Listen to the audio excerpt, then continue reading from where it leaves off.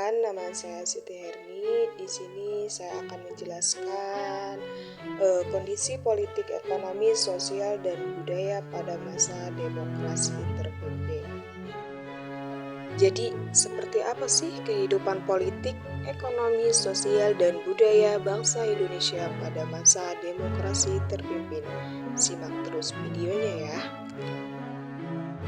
Demokrasi terpimpin di Indonesia dimulai sejak dikeluarkannya Dekret Presiden pada tanggal 5 Juli 1959 sampai dikeluarkannya Super Semar pada tanggal 11 Maret 1966. Demokrasi terpimpin di Indonesia dimaksudkan oleh Soekarno sebagai demokrasi yang sesuai dengan kepribadian bangsa yang berbeda dengan sistem demokrasi liberal yang merupakan produk dari Barat, dan pada pelaksanaannya demokrasi terpimpin mengalami bentuk macam penyimpangan. Demokrasi terpimpin diharapkan dapat mengembalikan keadaan politik negara yang tidak stabil sebagai warisan masa demokrasi liberal menjadi lebih mantap atau stabil. Dan kita akan membahas satu persatu kondisi politik, ekonomi, sosial, dan budayanya. Kondisi politik. Kondisi politik dalam negeri pada masa demokrasi terpimpin. Pada masa demokrasi terpimpin, kekuasaan presiden sangat besar hingga cenderung ke arah otoriter. Akibatnya sering terjadi penyimpangan terhadap Undang-Undang Dasar 1945. Berikut ini beberapa penyimpangan terhadap Pancasila dan UUD 1945 yang terjadi semasa demokrasi terpimpin.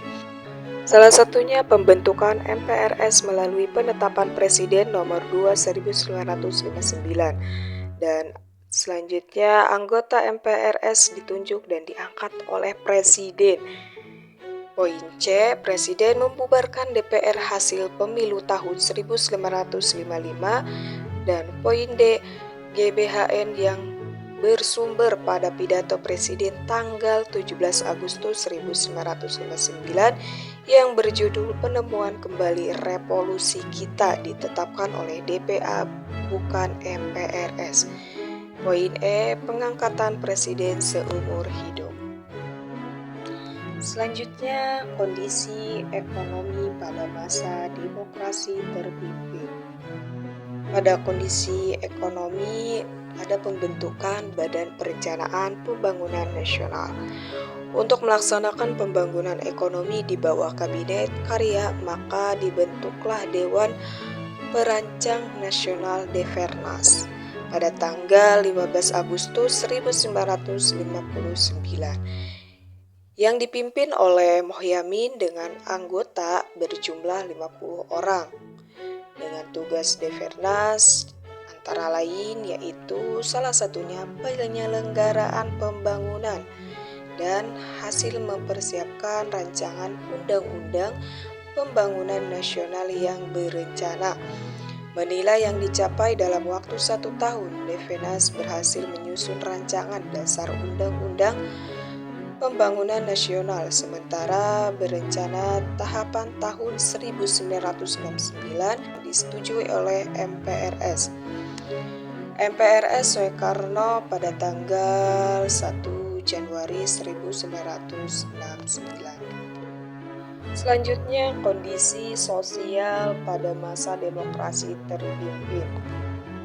Pada masa itu, pendidikan dan komunikasi massa seperti pendidikan sekolah lanjutan pertama dan tingkat atas pada tahun 1950-an jumlahnya melimpah dan berharap menjadi mahasiswa. Mereka ini adalah produk pertama dari sistem pendidikan setelah kemerdekaan. Universitas baru didirikan di ibu kota provinsi dan jumlah fakultas ditambah meskipun kekurangan tenaga pengajar. Perguruan tinggi swasta semakin banyak terutama tahun 1960. Eksplorasi pendidikan tinggi ini disebabkan meluasnya aspirasi untuk menjadi mahasiswa. Dan komunikasi massa pada saat itu harus menggunakan surat kabar dan majalah yang tidak seirama dengan demokrasi terpimpin. harus menyingkir dan tersingkir persyaratan untuk mendapatkan surat izin terbit dan surat izin cetak SID diperketat sejak tahun 1960. Semua penerbit wajib mengajukan permohonan SID dengan pedoman resmi untuk menerbitkan surat kabar dan majalah di seluruh Indonesia. Dan yang terakhir ada kondisi budaya pada saat demokrasi terpimpin. Sesuai dengan semboyan PKI, politik adalah panglima, maka seluruh kehidupan masyarakat diusahakan untuk berada di bawah dominasi politiknya.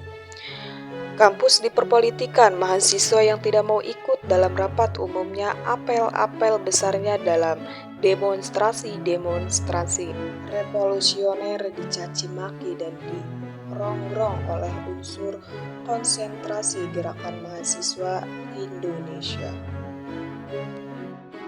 Realisme sosialis sebagai doktrin komunis di bidang seni dan sastra diusahakan untuk menjadi doktrin di Indonesia juga. Akan tetapi, pelaksanaan doktrin tersebut lebih represif daripada persuasif, seperti adanya larangan bagi pemusik pop untuk memainkan lagu-lagu ala imperialisme barat. Hal ini terjadi karena para sastrawan Pancasialis, baik yang mendukung manifest kebudayaan maupun tidak, sedang menyiapkan rencana untuk menyelenggarakan konversi karyawan panganan Indonesia. KKPI atau PKI menganggap bahwa sebuah manifest saja bukanlah ancaman bagi mereka, akan tetapi suatu pengelompokan yang terorganisasi merupakan bahaya yang harus segera ditumpas sebelum berkembang lebih besar. Baik, terima kasih yang sudah menonton. Mungkin hanya itu yang bisa saya sampaikan tentang kondisi politik, sosial, ekonomi, dan budaya pada masa demokrasi terpimpin. Kurang lebihnya mohon dimaafkan. Assalamualaikum warahmatullahi wabarakatuh.